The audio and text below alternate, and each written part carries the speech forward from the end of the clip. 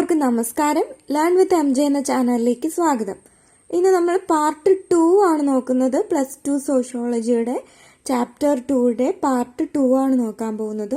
Part 1 നമ്മൾ നേരത്തെ upload ചെയ്തിട്ടുണ്ടായിരുന്നു.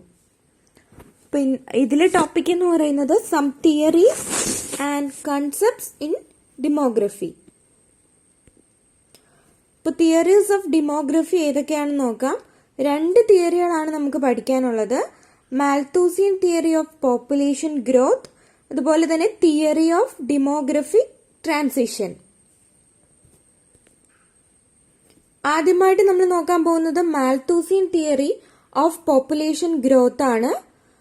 This theory was propounded by famous English political economist Thomas Robert Malthus in his essay on population published in 1798. അപ്പോൾ ഈ ഒരു theory അവതരിപ്പിച്ചിട്ടുള്ളത് political Economist ആയിട്ടുള്ള Thomas Robert Malthus ആണ്. 1798 എഴുതിയ തന്റെ ആൻ എസ്സേ ഓൺ പോപ്പുലേഷൻ എന്ന പുസ്തകത്തിലാണ് ഈ ആശയം അദ്ദേഹം എഴുതിയിരിക്കുന്നത്. അപ്പോൾ ഈ ഒരു തിയറി അവതരിപ്പിച്ചിട്ടുള്ള വ്യക്തി ആരാണ്? Thomas Robert Malthus. ഇദ്ദേഹത്തിന്റെ പുസ്തകമായിട്ടുള്ള എസ്സേ ഓൺ പോപ്പുലേഷൻ, ആ പുസ്തകത്തിലാണ് ഈ ഒരു ആശയം അവതരിപ്പിച്ചിട്ടുള്ളത്. ഈ ഒരു പുസ്തകം പബ്ലിഷ് ചെയ്തിട്ടുള്ള ഇയർ 1798 ആണ്, 1798. He argued that population increases much faster rate than the means of human subsistence, especially food, clothing or food production. അപ്പോൾ ഇതിൽ പറയുന്ന കാര്യം എന്താണെന്ന് വെച്ചാൽ, ഭക്ഷണം, വസ്ത്രം ഇതുപോലെയൊക്കെയുള്ള ഉപജീവന മാർഗം, അതാണ് സബ്സിസ്റ്റൻസിന് വേണ്ടിയിട്ടുള്ള മാർഗങ്ങൾ, ഉപജീവന മാർഗങ്ങൾ വളരുന്നതിനേക്കാൾ ജനസംഖ്യ വളരാനുള്ള പ്രവണതയാണ് കൂടുതലായിട്ട് ഉള്ളത് എന്ന് ഇദ്ദേഹത്തിന്റെ മാൽത്തൂസിയൻ തിയറി ഓഫ് പോപ്പുലേഷൻ ഗ്രോത്തിൽ പറയുന്നു. അപ്പൊ എന്താണ്? ഭക്ഷണം, വസ്ത്രം പോലെയുള്ള ഉപജീവന മാർഗം വളരുന്നതിനേക്കാൾ കൂടുതൽ വളരുന്നത് എന്താണ്? ജനസംഖ്യയാണ്. Therefore, humanity is condemned to live in poverty forever because the growth of agricultural production will always be low when comparing to population growth. ഈ ജനസംഖ്യ വളർച്ചാ നിരക്കുമായിട്ട് താരതമ്യപ്പെടുത്തുമ്പോൾ കാർഷിക ഉൽപാദനത്തിന്റെ വളർച്ച എന്ന് പറയുന്നത് എല്ലായ്പ്പോഴും എന്താണ്? കുറവായിരിക്കും. അതുകൊണ്ട് തന്നെ മാനവികത അല്ലെങ്കിൽ മനുഷ്യർ എന്നേക്കുമായി ദാരിദ്ര്യത്തിൽ ജീവിക്കേണ്ടി വരുന്നു, പോവർട്ടിയിൽ ആവുന്ന അവസ്ഥയിലോട്ട് എത്തിച്ചേരുന്നു എന്നാണ് ഇദ്ദേഹം ഇതിൽ പറയുന്നത്.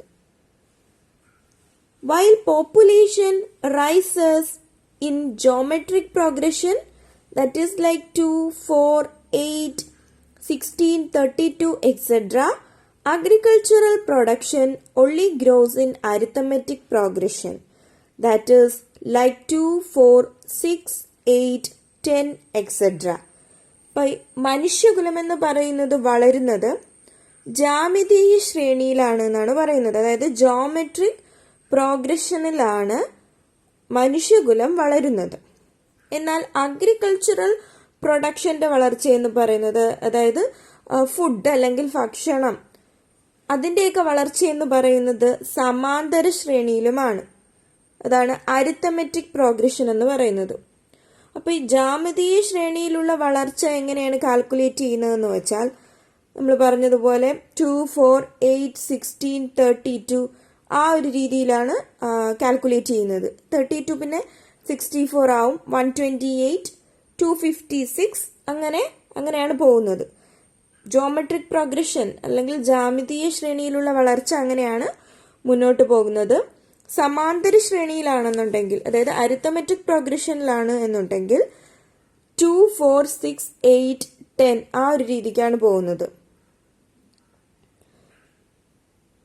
ഇത് നിയന്ത്രിച്ചില്ലെങ്കിൽ ജനസംഖ്യ ഭക്ഷണത്തിന്റെ എത്രയോ മടങ്ങായിട്ട് വളരും. അപ്പൊ ഇത്തരത്തിൽ ഉള്ള ആ ഒരു വളർച്ച എന്ന് പറയുന്നത് മനുഷ്യകുലം വളരുന്നത് ജാമിതീയ ശ്രേണിയിലും ഭക്ഷണം വളരുന്നത് സമാന്തര ശ്രേണിയിലുമാണ് എന്ന് നമ്മൾ പറഞ്ഞു. അപ്പൊ ഈ ഒരു ശ്രേണി നോക്കുമ്പോൾ തന്നെ നമുക്ക് മനസ്സിലാവും ഏറ്റവും കൂടുതൽ എന്ന് പറയുന്നത് ജനസംഖ്യയുടെ വളർച്ചയാണ്. അപ്പോൾ ഇത് നിയന്ത്രിച്ചില്ല എന്നുണ്ടെങ്കിൽ ജനസംഖ്യ ഭക്ഷണത്തിന്റെ എത്രയോ മടങ്ങായി വളരും. കുറെ കാലം ഈ ഒരു അവസ്ഥ തുടർന്നു കഴിഞ്ഞാൽ തന്നെ അവിടെ അസന്തുലിതാവസ്ഥയുണ്ടാവും. അപ്പൊ ഈ ഒരു അസന്തുലിതാവസ്ഥ എന്ന് പറയുന്നത് നിയന്ത്രിക്കേണ്ട ഒരു കാര്യമാണ്, നമ്മൾ കൺട്രോൾ ചെയ്യേണ്ട ഒരു കാര്യമാണ്. അപ്പൊ ഇത് നിയന്ത്രിക്കാനായിട്ട് മാർഗങ്ങൾ പറയുന്നുണ്ട്. നിയന്ത്രിക്കാൻ 2 മാർഗങ്ങൾ ഇതിൽ പറയുന്നുണ്ട്. ഇവിടെ നമുക്ക് കാണാം പ്രിവെന്റീവ് ചെക്സ് എന്നും അതുപോലെ തന്നെ പോസിറ്റീവ് ചെക്സ് എന്നും 2 ടേംസ് നമ്മൾ യൂസ് ചെയ്യുന്നുണ്ട്. അപ്പൊ ഇത് നിയന്ത്രിക്കാൻ, ഈ ഒരു പോപ്പുലേഷൻ ഗ്രോത്ത് നിയന്ത്രിക്കാനായിട്ട് ഉപയോഗിക്കുന്ന 2 മാർഗങ്ങളാണ് പറയുന്നത്. പ്രിവെന്റീവ് ചെക്കും അതുപോലെ തന്നെ എന്താണ് പോസിറ്റീവ് ചെക്കും. പ്രിവെന്റീവ് ചെക്ക് എന്ന് പറഞ്ഞാൽ നിവാരണ നിയന്ത്രണമാണ്. പ്രിവെന്റീവ് ചെക്ക് എന്താണ്? നിവാരണ നിയന്ത്രണം. പോസിറ്റീവ് ചെക്ക് എന്ന് പറയുന്നത് സ്വാഭാവിക നിയന്ത്രണം. 2 ടൈപ്പ് കൺട്രോൾ ആണ് നമ്മൾ പറഞ്ഞത്, preventive check and positive check. അപ്പോൾ to eradicate poverty and increase prosperity it is necessary to control the growth of population. Unfortunately, humanity has only a limited ability to reduce the growth of population through preventive checks, such as postponing marriage or practicing sexual abstinence or celibacy. ഇപ്പോൾ preventive check എന്താണെന്ന് just ചെറുതായിട്ടൊന്ന് പറയാം. വിവാഹം വൈകിപ്പിച്ചുകൊണ്ടോ അല്ലെങ്കിൽ തീരെ തന്നെ വിവാഹം കഴിക്കാതെയോ ബ്രഹ്മചര്യം അനുഷ്ഠിച്ചോ കൊണ്ടോ ധാർമ്മികമായ നിയന്ത്രണം കൊണ്ടോ ജനസംഖ്യ വളർച്ചയെ തടയുന്ന രീതിയെയാണ് പ്രിവെന്റീവ് ചെക്ക് അല്ലെങ്കിൽ നിവാരണ നിയന്ത്രണം എന്ന് പറയുന്നത്. അതാണ് postponing marriage or practising sexual abstinence or celibacy എന്ന് പറയുന്നത്. ഇപ്പോൾ വിവാഹം വൈകിപ്പിച്ചുകൊണ്ടോ അല്ലെന്നുണ്ടെങ്കിൽ തീരെ വിവാഹം കഴിക്കാതെ ബ്രഹ്മചര്യം അനുഷ്ഠിച്ചുകൊണ്ടോ ഒക്കെ ധാർമ്മികമായ നിയന്ത്രണം കൊണ്ടോ ഇതെല്ലാം കൊണ്ട് ജനസംഖ്യ വളർച്ചയെ തടയുന്ന ഒരു രീതിയാണ് പ്രിവെന്റീവ് ചെക്ക്. കത്തോലിക്ക ക്രിസ്ത്യൻ പ്രീസ്റ്റ് ആയിരുന്നതിനാൽ തന്നെ മാൽത്തൂസ് ഗർഭനിരോധന മാർഗങ്ങളെ എതിർത്തിരുന്നു. അപ്പൊ അതുകൊണ്ട് അദ്ദേഹം ബ്രഹ്മചര്യത്തെ ധാർമ്മിക ഗുണമായി കാണുകയും അതുപോലെ തന്നെ ധാർമ്മികമായ നിയന്ത്രണത്തിന് ഗർഭനിരോധന മാർഗത്തെക്കാൾ പ്രാധാന്യം നൽകുകയും ചെയ്തു. അപ്പൊ അദ്ദേഹത്തെ സംബന്ധിച്ചിടത്തോളം ഇതൊരു വളരെ നല്ല കാര്യമായിട്ടാണ് അദ്ദേഹം കണ്ടിട്ടുള്ളത്. വിവാഹം വൈകിപ്പിച്ചുകൊണ്ടോ തീരെ വിവാഹം കഴിക്കാതെയോ ഉള്ള കൺട്രോൾ എന്ന് പറയുന്നത്. അത് മാത്രമല്ല ഈ ഒരു മാർഗം വഴി ഒരു തുച്ഛമായ ജനസംഖ്യയെ മാത്രമേ നിയന്ത്രിക്കാനാകൂ എന്നും ഉള്ളൊരു കാര്യം കൂടിയുണ്ട്. അപ്പോൾ പ്രിവെന്റീവ് ചെക്കിൽ അദ്ദേഹം വിശ്വസിച്ചിരുന്നു. എന്നിരുന്നാൽ തന്നെയും ഈ ഒരു മാർഗം വഴി ഒരു തുച്ഛമായ ജനസംഖ്യയെ മാത്രമേ എന്ത് ചെയ്യാൻ പറ്റുകയുള്ളൂ, നിയന്ത്രിക്കാനാകൂ എന്നും കരുതപ്പെടുന്നുണ്ട്. അതുകൊണ്ടിട്ട് തന്നെ മാൽത്തൂസ് പോസിറ്റീവ് ചെക്ക് അഥവാ സ്വാഭാവിക നിയന്ത്രണത്തിലും വിശ്വസിച്ചിരുന്നു. അപ്പൊ അതാണ് പറയുന്നത്. So Malthus believed in positive checks in the form of famines and diseases which are inevitable because they are the natural way of controlling population explosion. അപ്പോൾ മറ്റു മാർഗം എന്ന് പറയുന്നത് തുച്ഛമായ ജനസംഖ്യയെ മാത്രമേ നിയന്ത്രിക്കാനാകൂ എന്ന് കരുതപ്പെടുന്നു. അപ്പോൾ മാൽത്തൂസ് അതുകൊണ്ട് തന്നെ പോസിറ്റീവ് ചെക്ക് അഥവാ സ്വാഭാവിക നിയന്ത്രണത്തിൽ കൂടി എന്ത് ചെയ്തിരുന്നു, വിശ്വസിച്ചിരുന്നു. അപ്പൊ ഇതിൽ വരുന്നതെന്ന് പറഞ്ഞു കഴിഞ്ഞാൽ famines in the form of famines and diseases, ക്ഷാമം, ഫാമിൻ എന്ന് പറഞ്ഞാൽ ക്ഷാമം അല്ലെങ്കിൽ ഡിസീസസ്, വ്യാധികൾ അല്ലെങ്കിൽ പകർച്ചവ്യാധികൾ തുടങ്ങിയിട്ടുള്ളവയിലൂടെയൊക്കെ പ്രകൃതി ജനസംഖ്യ വളർച്ചയെ നിയന്ത്രിക്കുന്നതാണ് ഈ പോസിറ്റീവ് ചെക്ക് അല്ലെങ്കിൽ സ്വാഭാവിക നിയന്ത്രണം എന്ന് പറയുന്നത്. അതുപോലെ യുദ്ധവും ഇതിൽ പെടുന്നതാണ്. വാർ, ഫാമിൻസ്, ഡിസീസസ് തുടങ്ങിയിട്ടുള്ളവയിലൂടെ പോപ്പുലേഷൻ കൺട്രോൾ ചെയ്യുന്നു. അതാണ് പോസിറ്റീവ് ചെക്ക്. അതിന് ഉദാഹരണം പറഞ്ഞു കഴിഞ്ഞാൽ 2ാം ലോക മഹായുദ്ധത്തിൽ 60 ദശലക്ഷത്തിൽ അധികം ജനങ്ങളാണ് മരണപ്പെട്ടത്. അപ്പൊ അതെന്ന് പറയുന്നത് ഒരു പോസിറ്റീവ് ചെക്ക് ആണ്. പോപ്പുലേഷൻ കൺട്രോൾ ചെയ്യുന്ന ആ ഒരു രീതിയിലെ പോസിറ്റീവ് ചെക്ക് മെത്തേഡാണ്. 1918-19 കാലത്തെ പകർച്ചപ്പനിയിൽ 12.5 ദശലക്ഷം ജനങ്ങൾ ഇന്ത്യയിൽ തന്നെ മരണപ്പെടുകയുണ്ടായി. ഇതും ഒരു ഉദാഹരണമാണ്.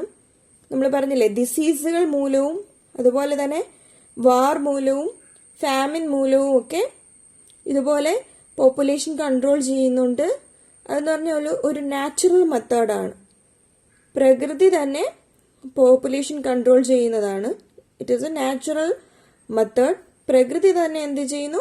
ജനസംഖ്യാ വളർച്ചയെ നിയന്ത്രിക്കുന്ന മെത്തേഡ്സ് ആണ് ഇതെല്ലാം. അതിന്റെ ഉദാഹരണമായിട്ടാണ് പറഞ്ഞത്, 2ാം ലോക മഹായുദ്ധത്തിൽ 60 ദശലക്ഷത്തിലധികം ജനങ്ങൾ മരണപ്പെട്ടു. അതുപോലെ തന്നെ 1918-19 കാലത്തെ പകർച്ചപ്പനിയിൽ 12.5 ദശലക്ഷം ജനങ്ങൾ ഇന്ത്യയിൽ തന്നെ മരണപ്പെടുകയുണ്ടായി. ഇതെല്ലാം പോസിറ്റീവ് ചെക്കിൽ നമുക്ക് ഉൾപ്പെടുത്താവുന്നതാണ്. അടുത്തതായി നമ്മൾ നോക്കുന്നത് ക്രിറ്റിസിസംസ്. മാൽത്തൂസിയൻ സിദ്ധാന്തത്തിന്റെ വിമർശനങ്ങളാണ്. This theory was challenged by theorists who claimed that economic growth could overcome population growth. ആദ്യത്തെ പോയിന്റ് എന്ന് പറയുന്നത്, ഈ ഒരു തിയറിയെ ചലഞ്ച് ചെയ്തു തിയറിസ്റ്റ്, അതായത് സൈദ്ധാന്തികർ ഈ ഒരു തിയറിയെ ചലഞ്ച് ചെയ്തു. സാമ്പത്തിക വളർച്ച ജനസംഖ്യാ വളർച്ചയെ മറികടക്കുമെന്ന് വാദിച്ച സൈദ്ധാന്തികരാണ് ഈ സിദ്ധാന്തത്തെ വെല്ലുവിളിച്ചത്. ഇപ്പോൾ ഇക്കണോമിക് ഗ്രോത്ത് കൊണ്ടിട്ട് പോപ്പുലേഷൻ ഗ്രോത്തിനെ ഓവർകം ചെയ്യാൻ പറ്റുമെന്ന് വാദിച്ചിട്ടുള്ള തിയറിസ്റ്റ് അവരെന്ത് ചെയ്തു? ഈ ഒരു സിദ്ധാന്തത്തെ, മാൽത്തൂസിയൻ തിയറിയെ അവർ ചലഞ്ച് ചെയ്തു. അതാണ് ഒരു വിമർശനം എന്ന ആദ്യത്തെ വിമർശനം എന്ന് പറയുന്നത്. അടുത്ത വിമർശനം, European experience of 19th century and 20th century refute this theory. Birth rates had declined and outbreaks of epidemic disease were being controlled. Malthus' predictions were proved false because both food production and standards of living continued to rise despite the rapid growth of population. ഇപ്പൊ രണ്ടാമതായിട്ട് പറയുന്ന European രാജ്യങ്ങളുടെ ഒരു ചരിത്രം എടുത്തു കഴിഞ്ഞാൽ ഈ സിദ്ധാന്തത്തിന്റെ ഏറ്റവും വലിയൊരു തിരസ്കാരത്തിന് കാരണമാകുന്നു. 18-19 നൂറ്റാണ്ടിന്റെ അവസാന പകുതിയിൽ തന്നെ പോപ്പുലേഷൻ എന്ന് പറയുന്നത്, ജനസംഖ്യാ വളർച്ചയിൽ വളരെയധികം മാറ്റങ്ങൾ ഉണ്ടായി. ജനന നിരക്ക് യൂറോപ്യൻ രാജ്യങ്ങളിൽ കുറഞ്ഞു. അതാണ് birth rates had declined. Declined എന്ന് പറഞ്ഞു കഴിഞ്ഞാൽ കുറഞ്ഞു എന്നുള്ള അർത്ഥമാണ്. അതുപോലെ മറ്റു മാറ്റം എന്ന് പറയുന്നത് പകർച്ചവ്യാധികളെ നിയന്ത്രിക്കാൻ സാധിക്കുകയും ചെയ്തു. And outbreak of epidemic disease were being controlled. രണ്ട് കാര്യങ്ങൾ സംഭവിച്ചു. ജനസംഖ്യാ വളർച്ചയിൽ മാറ്റങ്ങളുണ്ടായി. പിന്നെ ബർത്ത് റേറ്റ് എന്ന് പറയുന്നത് ഡിക്ലൈൻ ചെയ്തു. ജനനനിരക്ക് യൂറോപ്യൻ രാജ്യങ്ങളിൽ കുറയുകയുണ്ടായി. Outbreak of epidemic disease were being controlled. അതുപോലെ തന്നെ പകർച്ചവ്യാധികളെ ഒരുപാട് നിയന്ത്രിക്കാനായിട്ട് സാധിക്കുകയും ചെയ്തു. ജനസംഖ്യാ വളർച്ച ഉള്ളിടത്തോടൊപ്പം തന്നെ ഭക്ഷ്യ ഉൽപാദനം വർദ്ധിക്കുകയും ജീവിത നിലവാരം വർദ്ധിക്കുകയും ചെയ്തത് മാൽത്തൂസിന്റെ അഭിപ്രായം തെറ്റാണെന്ന് തെളിയിച്ചു. Malthus' predictions were proved false because both food production and standard of living continued to rise despite the rapid growth of population. അപ്പോൾ ജനസംഖ്യാ വളർച്ച ഉള്ളതോടൊപ്പം തന്നെ ഭക്ഷ്യ ഉൽപാദനം എന്ത് ചെയ്തു? വർദ്ധിക്കുകയും ചെയ്തു. അതുപോലെ ജീവിതത്തിന്റെ നിലവാരം, സ്റ്റാൻഡേർഡ് ഓഫ് ലിവിങ് എന്ന് പറയുന്നതും വർദ്ധിച്ചു. അങ്ങനെ നോക്കുമ്പോൾ മാൽത്തൂസിന്റെ ഈ ഒരു തിയറിയിൽ പറയുന്നത് തെറ്റാണ് എന്ന് തെളിയിച്ചു. അടുത്തതായിട്ട് പറയുന്നത്, Malthus was also criticised by liberal and Marxist scholars for asserting that poverty was caused by population growth. They argued that poverty was caused by unequal distribution of economic resources rather than by population growth. അടുത്തതായിട്ട് മാൽത്തൂസിന്റെ ഈ ഒരു തിയറിയെ criticise ചെയ്തിട്ടുള്ളത് liberal and Marxist scholars ആണ്. ജനസംഖ്യാ വളർച്ച കൊണ്ടിട്ടാണ് ദാരിദ്ര്യം ഉണ്ടാകുന്നത് എന്നുള്ള മാൽത്തൂസിന്റെ വാദത്തെ ലിബറൽ സ്കോളേഴ്സ്, അതുപോലെ ഉദാരവാദികൾ എന്നാണ് പറയുന്നത്, ഉദാരവാദികളും അതുപോലെ തന്നെ മാർക്സിസ്റ്റ് സ്കോളേഴ്സ്, മാർക്സിസ്റ്റ് പണ്ഡിതരും എതിർത്തു. ഇദ്ദേഹത്തിന്റെ ഈ ഒരു അഭിപ്രായത്തെ ഇവര് എതിർക്കുകയാണ് ചെയ്തത്.